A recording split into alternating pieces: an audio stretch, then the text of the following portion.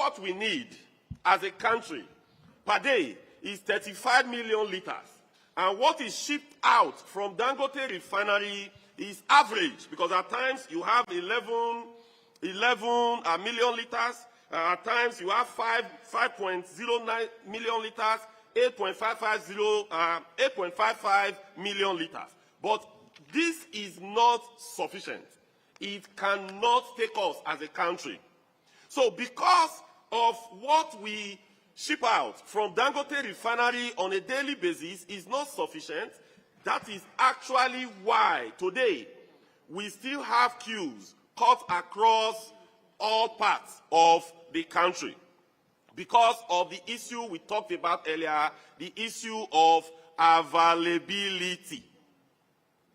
Then also, on the issue of accessibility, at the time it was only NNPCL that was the sole off-taker from Dangote Refinery. When you talk to Ipman, they tell you that they don't have access to get this product out from the refinery. When you talk to MoMA, now MEMA, when you talk to Dapman, the story literally was the same. So we had challenges regarding accessibility. Then the last one is the issue that dwells on affordability. And affordability is key to us because energy PMS today in Nigeria literally is used by every single household. Even a household that doesn't have a car, you are going to have a pass my neighbor generator because of our light issues as a country. The welder on the street, the vulcanizers that are working literally everywhere, literally depends on this product to be able to survive. The barber that is out there depends on this product. So PMS cut across every strata of a society, from the rich, the middle class, and the poor. So it's one thing that is key for the survival of an average Nigerian. So the issue of affordability is key. And as we have said, that the affordability today, the major challenge in that affordability today is actually the exchange rate. If the sector is fully deregulated and our exchange rate is 1,200 naira to $1, PMS today will be selling for below 700 naira, with the effect of Dangote coming on stream, even with 1,200.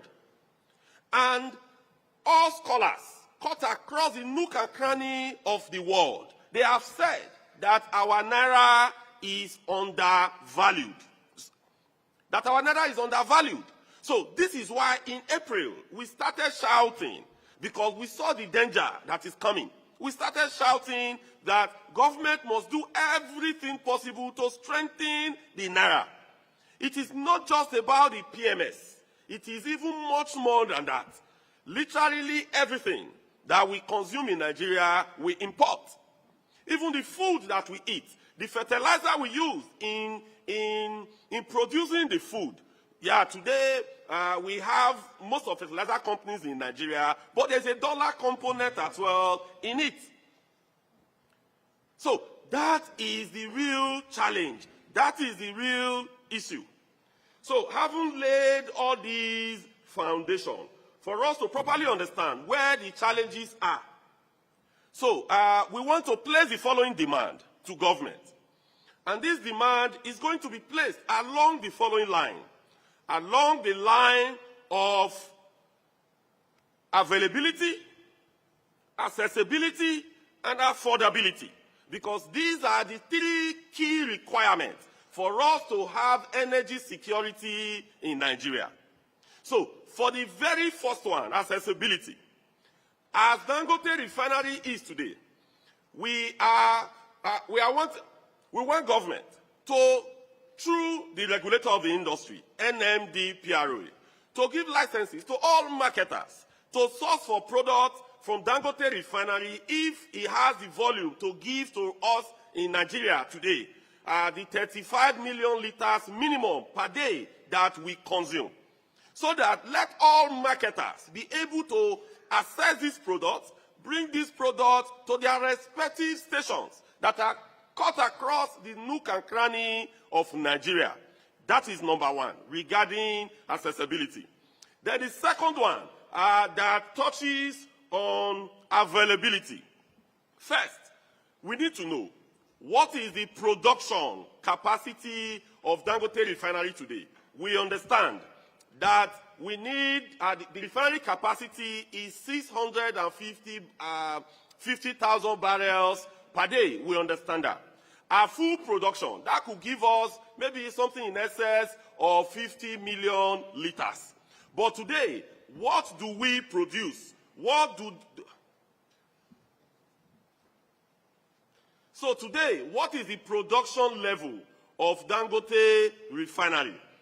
Do we have the capacity today that we will be able to go across the nook and cranny of Nigeria? One thing is to produce. Another thing is to evacuate. So even if today, Dangote Refinery is producing 35 million liters, do we have the capacity to be able to evacuate 35 million liters per day from that refinery? So that question, we call on the regulator to provide us with that answer. We must know, do we have the quantity in country that will be able to resolve the issues of availability? If we don't have the quantity in country, we want government and through the regulator to be able to speed up all the necessary support and approvals to Dangote Refinery to be able to get to that level where we could have excess of 40 million liters per day. It is key, because if it is not available, it's a problem. But if, for example, the production today from Dangote Refinery is, let's assume, 15 million liters, it is not sufficient. So while efforts are being made to ramp up production from Dangote Refinery, what we are demanding is that we should look for every other means. As we are ramping up production, the difference, we should solve for that difference and bring it in for a while until Dangote is able to get to that level where the production will be sufficient to go across the nook and crannies of Nigeria. So for us, that is key, because that will sufficiently address the issues that borders on availability. Then the last one is the issue bordering on affordability. And that of what we have demanded before is still the same thing that we are demanding today. An affiliate of Trade Union Congress of Nigeria has actually placed that demand about 2 weeks ago as well. Like I said here, if government today makes a special intervention in that sector by giving effects to Dangote Refinery at 1,200 naira to $1, PMS price today is going to crash much more below 700 naira to per liter of PMS. So the demand is that government should create a special FS scheme for that purpose. There is no government in the world that doesn't intervene in its critical sector. And the critical sector in this case is the energy sector. We shouldn't leave it to the vagrancies, to the seesaw of our naira. We shouldn't leave it to the vibration and the gyrations today that we are having regarding our naira. So when that special intervention is done, the PMS price will even go below. It is going to go below where it was moved from. It was moved from about 800 naira plus. But when that intervention is done, it's going to go sub 700 naira. So, gentlemen of the press, that is our demand to government. 3 things. 1, affordability. So we must be able to buy these products. We want the price of the product to go even below where it was before. Not just reverse even where it was before. But if we go below, if we attend clearly to the issues that are bordering on FX. Some of you may ask, why FX again? Government said they are selling crude to Dangote Refinery using, with our local currency, Naira. But, you know, crude is priced in international product. So it's actually priced in USD. But all you now do is that you have to convert the value from the USD to local currency. So the question is that, what is the exchange rate you are using to do that conversion? Is it the NAFEM exchange rate? Because something must be used to convert.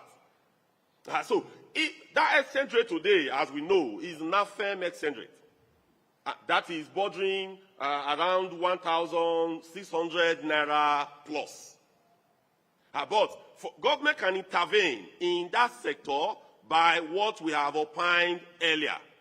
If that is done, in that case, you are not subsidizing even consumption. You are subsidizing production.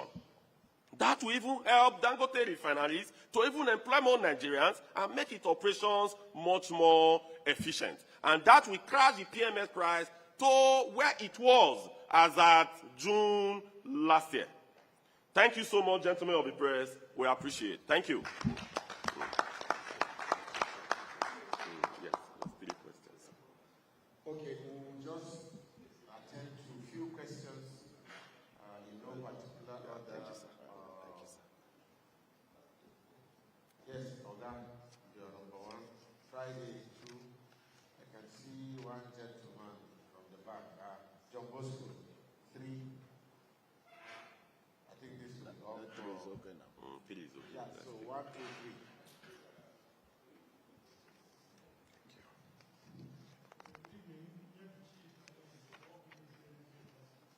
You work with what? This day. Okay.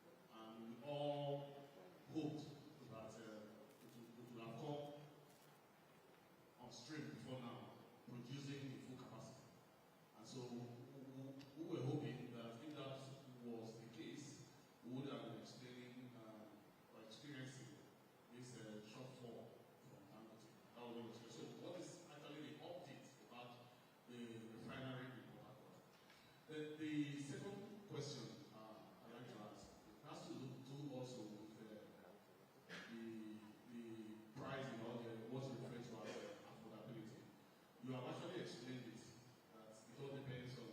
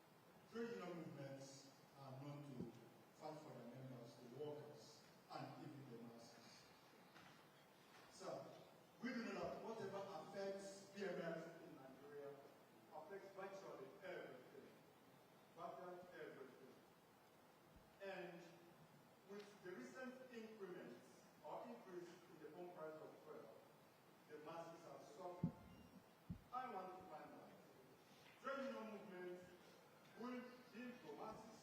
Okay. Are you asking for reversal of this increase that is causing hardship? Though you have mentioned the things you want government to do, affordability, and availability, and also mention what led to this problem, floating of the night, which you mentioned. I want to find out, are you planning to beg, or are you going to tell government, please, invest this decision and grant us money? Thank you. No, I think it was three now. We took three. We are done now. Let's Let's respect the process. Okay, thank you so much, comrades and gentlemen of the press.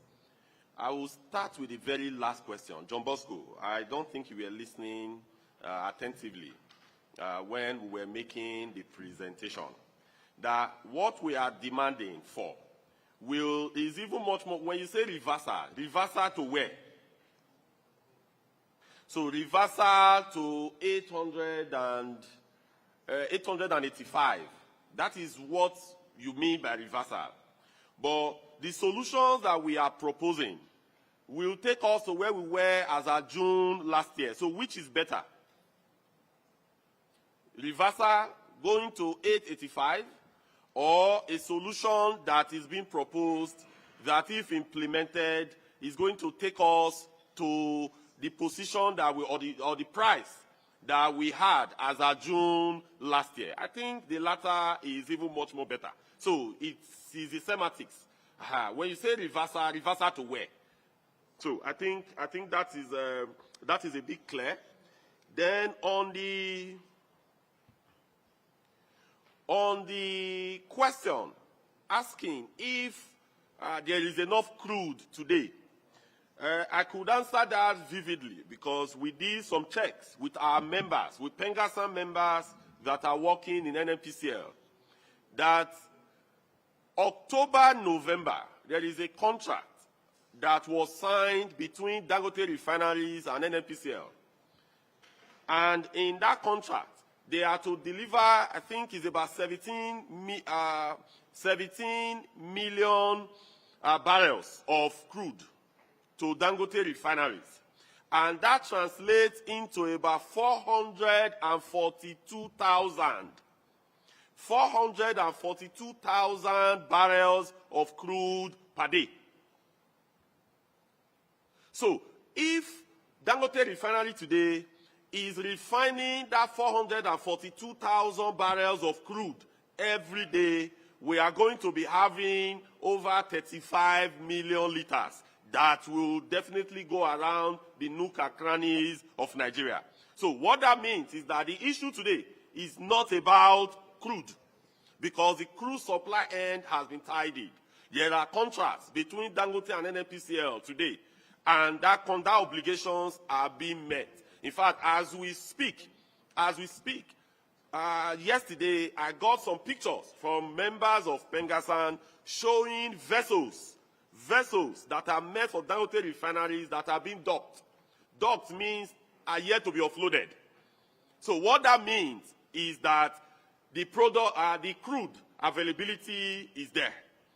But you should understand something, that Dangote refinery is a very large refinery. It's a very big refinery, and when you are doing the commissioning process, you don't commission everything in a single day. So you start gradually. So from what we understood, I mean, if you remember, when the operation started, they started with AGO, that is diesel.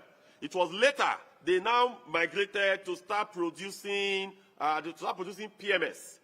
So what that means clearly is that in commissioning process, you don't do everything in a single fall. You start doing the introduction gradually, and you'll be ramping up production. So today, production is being ramped up. Like the person that asked about our members being in the refinery, I showed you that was how we knew the quantity that is being evacuated. But our members does not own trucks. Our members will not know how many trucks are in Nigeria. So our members does not work in the maritime sector. So our members does not have tankers that will come from overseas to be able to ship this product from Lekki, for example, to Calabar, from Lekki, for example, to Port Harcourt. So our members will not know that. So clearly, the information in our disposal today, which I've read, these are the quantities that are being offloaded on a daily basis.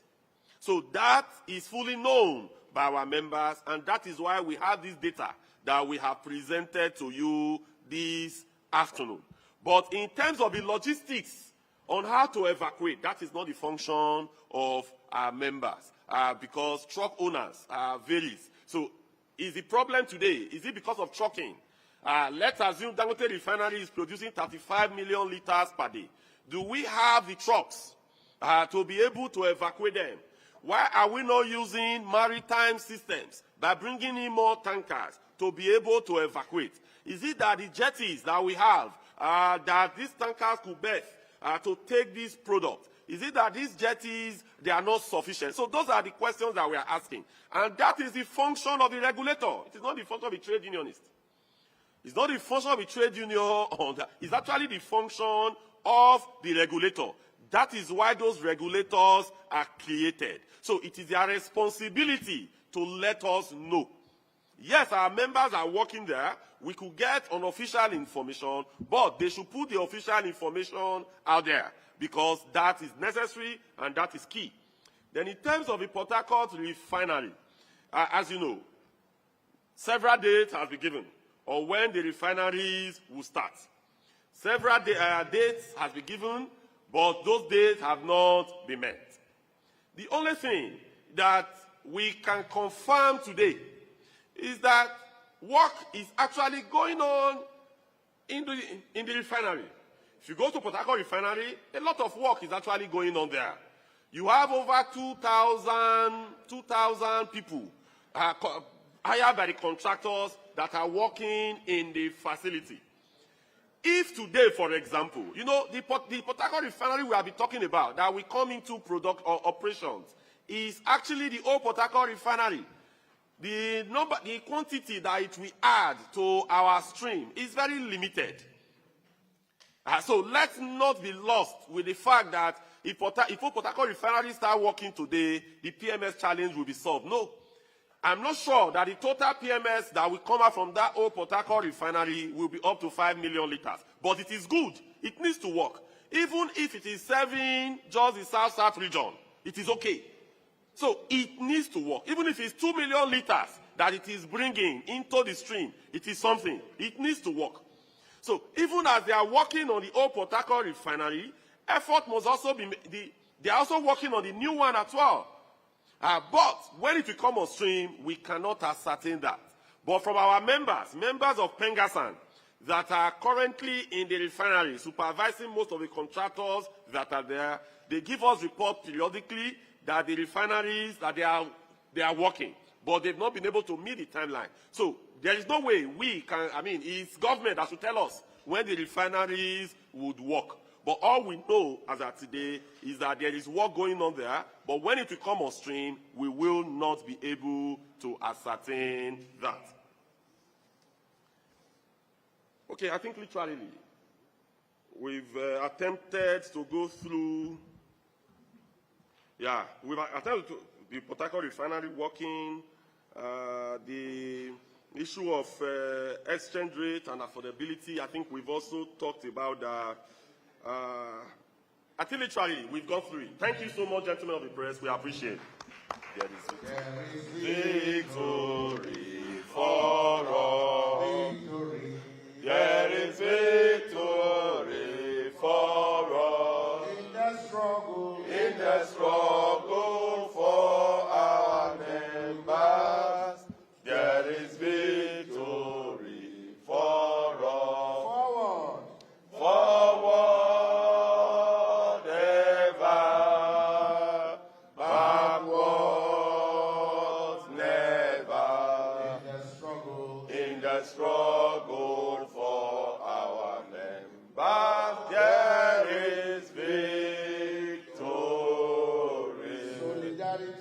forever, Aluta, continua, Victoria. etc. Thank you, comrades. Thank you.